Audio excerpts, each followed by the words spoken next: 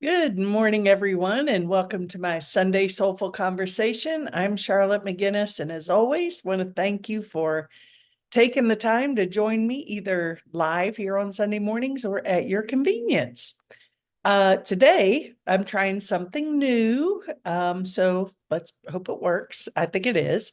So I'll find out when it's all done, but I'm streaming everything from one place. So let's hope it makes it to Facebook.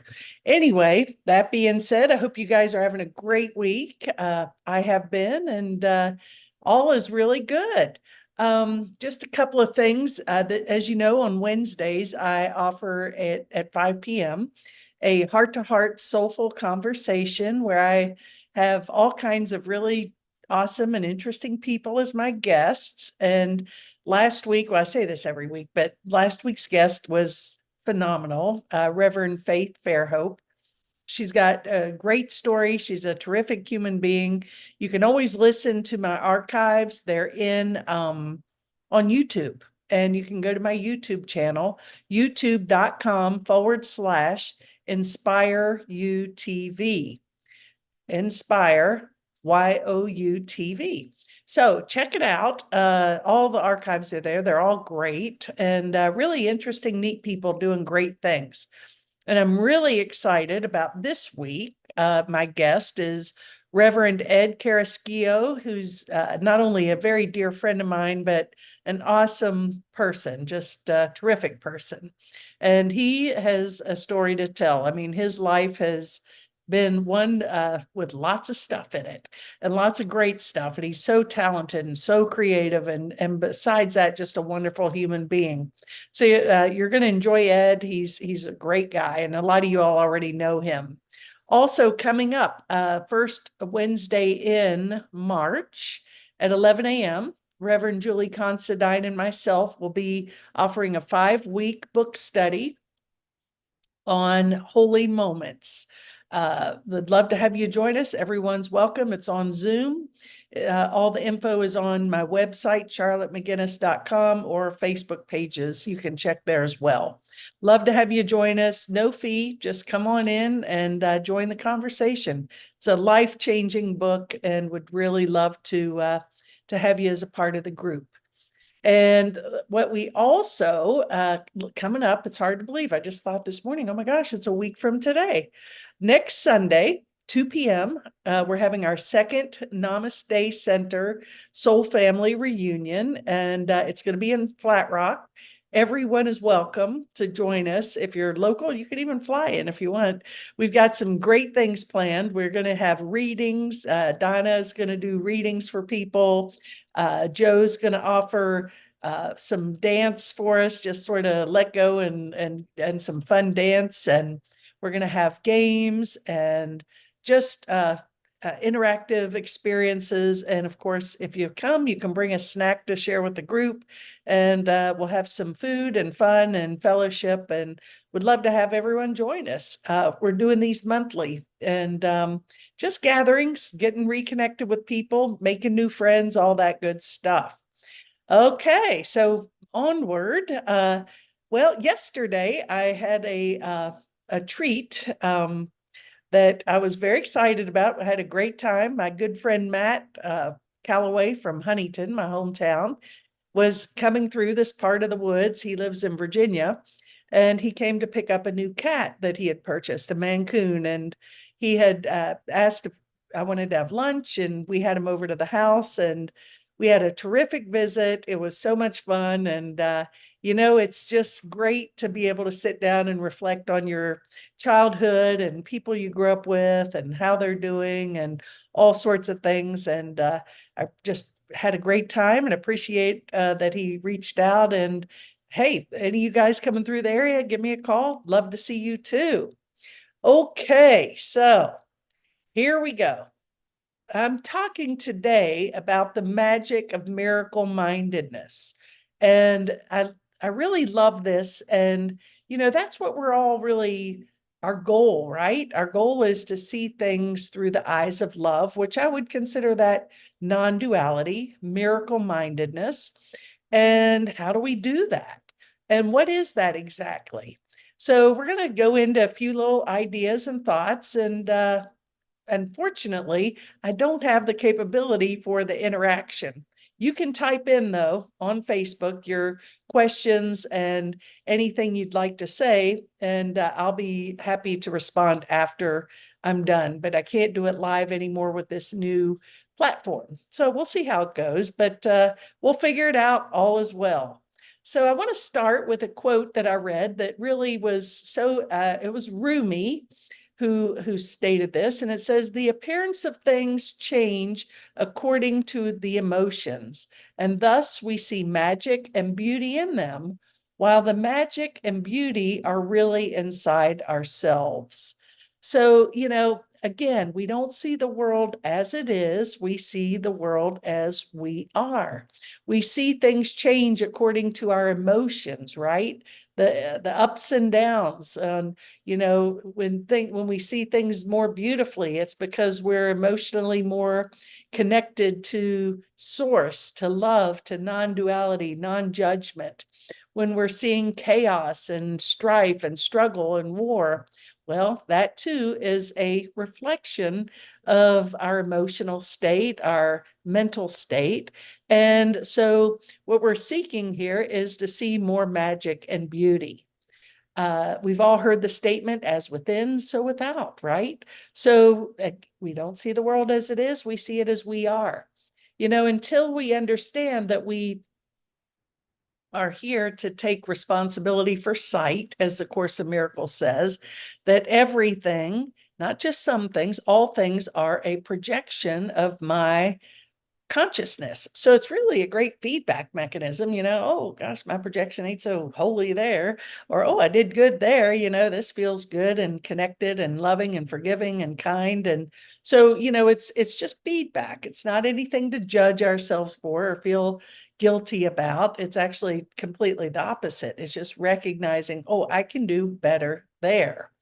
And just to remember, we talk about a lot about the contracts that we make, these sacred contracts. And I do believe at some level, before we come into this body, into this illusory world, or this dream, that we've made these contracts in love, even though when we're in the midst of them here, they don't seem so loving or fun or kind, but they're here to help us expand our ability to forgive, to not be identified or attached to anything. I think when we attain mastery, it's when I don't need the conditions of the world or my relationships or anything in my life to be any different than it is.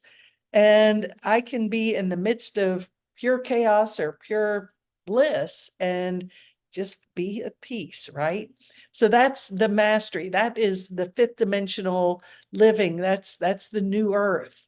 And I think that when we sort of clear our consciousness, our projector projects nicer images, you could say. So we got to clean up our stuff, and we're doing that. We're talking about this every week, right? So we're choosing to go into the magic of miracle mindedness. Projection is a big part of, that's not more than a big part. It's the totality of our experience. And projection, here we are. What is projection?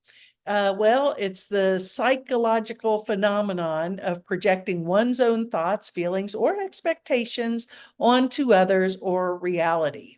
So in other words, we're always just so tempted to project everything. It's always someone else's fault. That's not my fault. This is your fault. I'm a victim. You're a schmuck, whatever, right? So it's a matter of us understanding that until we take responsibility for self, that those players are going to continue to come back and teach us exactly what we need to learn. So you can do it now or you can do it later. The quote I share often is, delay is meaningless in eternity, but tragic in time. Why do we do this to ourselves, right? Well, whatever happens in the world is real. And I say this loosely, it seems real, but this quote makes a strong point. That's why I used it. Whatever happens in the world is real. What one thinks should have happened is projection. We suffer more from our fictitious illusions and expectations of reality than we do actual conditions or circumstances. So it's, we look at the world, as I said a few minutes ago, we're waiting for the conditions of life to change, the conditions, world peace, whatever that means, all of these players to get in line and behave, right?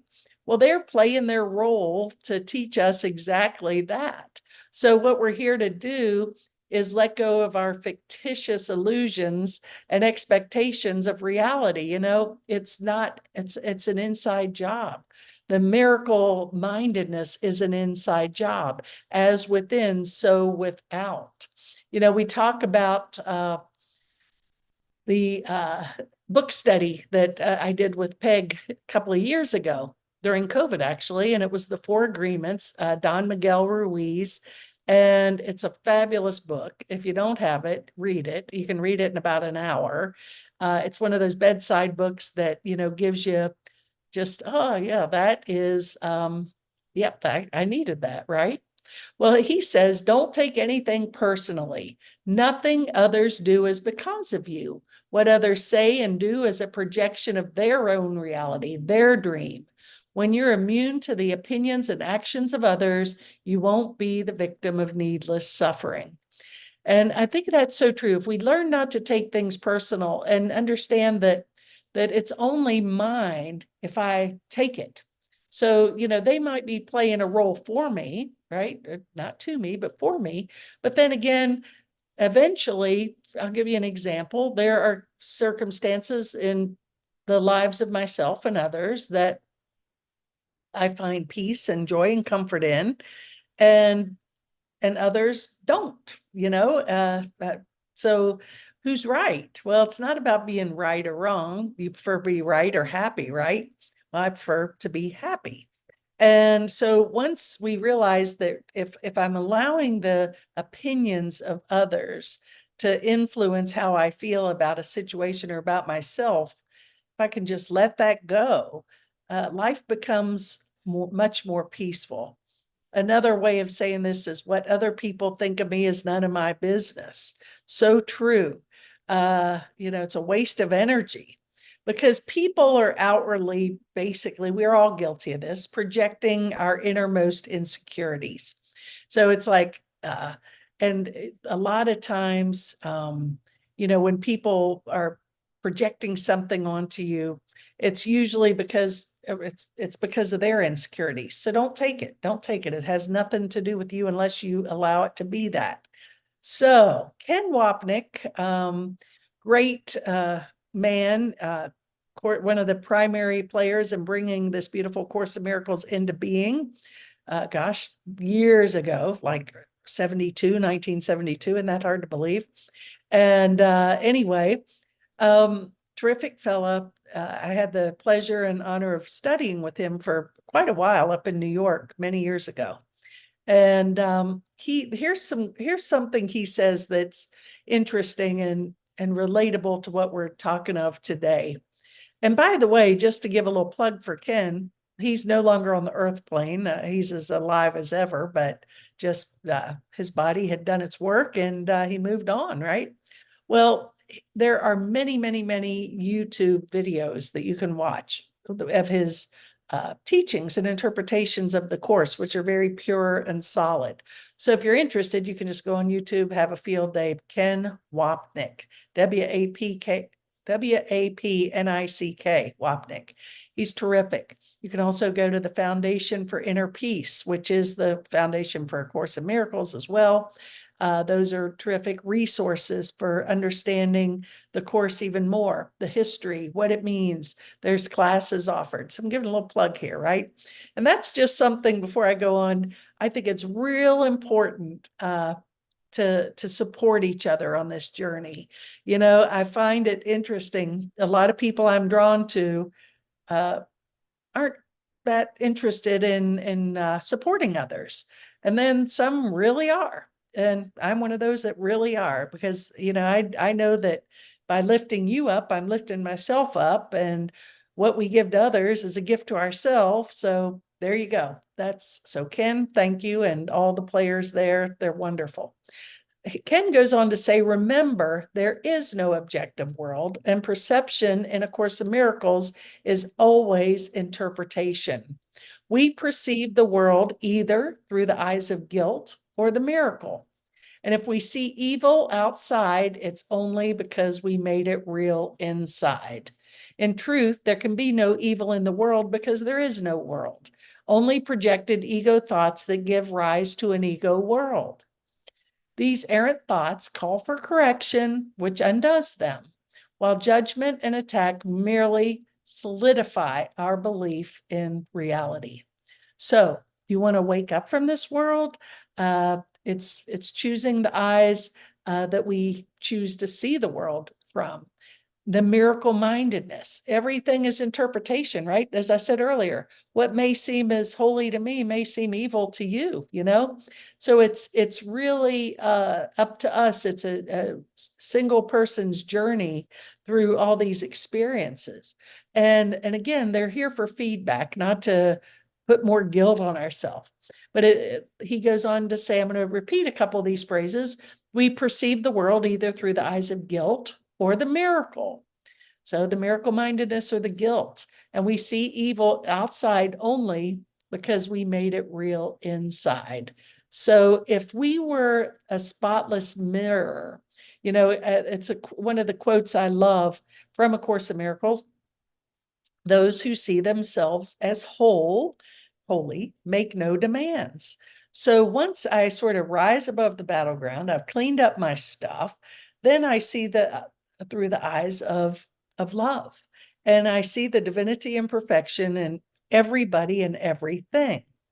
And I'm guilty of this too. So I'm certainly not here to point fingers because I get caught up in my own stuff. But I'm working on it. I recognize it. I choose to rise above it. But I find it very interesting that many of my brothers and sisters on the spiritual path are so hell-bent, I'll just say it, on judging, pointing fingers, and attacking the behavior of others and so on and so forth. Because really the only way to heal anything is through unplugging from that matrix of judgment, really purifying our own hearts. We're all in this big quantum soup I talk about all the time, right? We're a collective vibrational field, and our thoughts and emotions have an effect. So if I'm putting negativity and judgment and fear, you know, that which we resist persists, as scripture says, guess what? I'm making it real and I'm making it bigger. So think of that monster that you think is such a bad being on the planet, or that situation that's so awful. And if you start judging it and building a story around it, guess what? You're making it bigger, making that monster bigger. So think about it. What's charging, you know, in miracle mindedness, when we make the decision to wake up, we can't afford the luxury of a negative thought or a judgment. We have to recognize, what is it in me that has to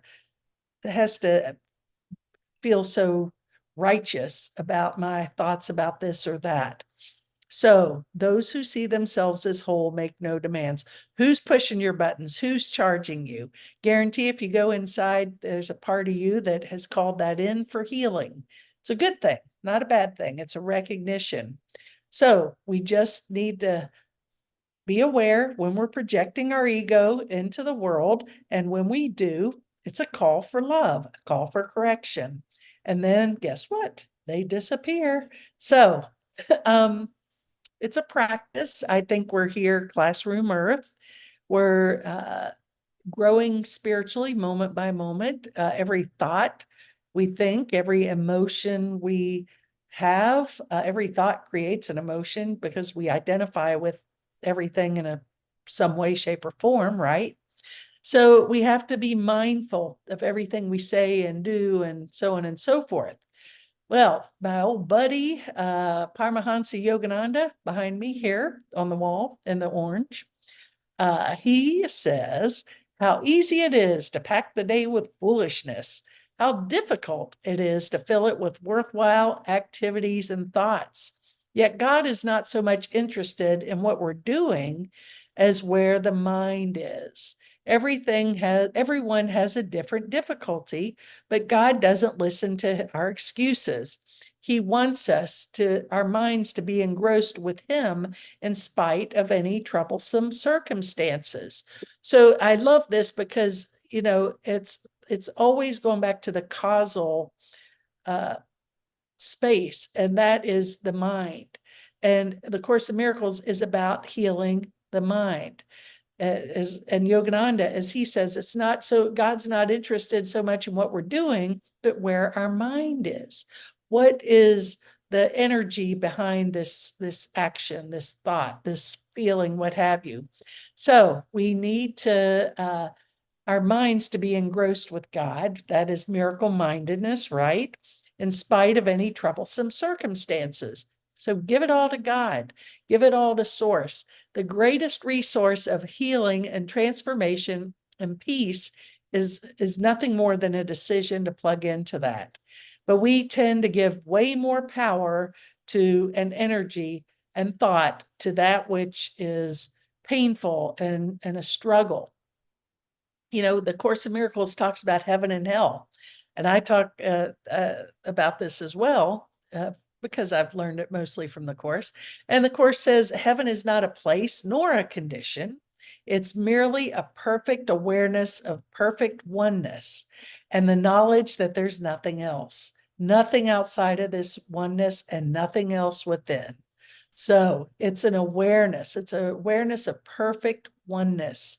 We talked about oneness last week, right? It's an awareness that there's nothing outside of this oneness, nothing else. That's it. So that's sort of when we clean up our stuff and then we oh yeah, it's all good. It's not about, I don't have to fix, change. Nothing has to be different. I can be at peace anywhere with anything. That is, I believe, the path to spiritual awakening. So in closing, it's just another thought, quote that I find, very true. And it's always helpful for me as well to recognize my own stuff, right? And it is, I am not what you think I am. You are what you think I am. And that goes both ways, right? So again, projection, it's if we see each other as loving, that is because they're mirroring that aspect of ourselves. You see someone as controlling, manipulative, mean, whatever, they're reflecting an aspect of yourself. So where's the charges? Where are we not willing to let go of our judgments? We really are here to bless the world, to awaken to the truth of who we are, which are changeless. We're spiritual beings having a human experience, right? Changeless, formless, and eternal. We are the totality of love. We are created in the likeness and image of God. That's the truth, and so it is. Look forward to seeing you guys Wednesday with Ed, 5 o'clock Sunday, or heart to heart soulful conversation, same place, right here. And hope we got to see you today. Have a great week, everybody. Namaste.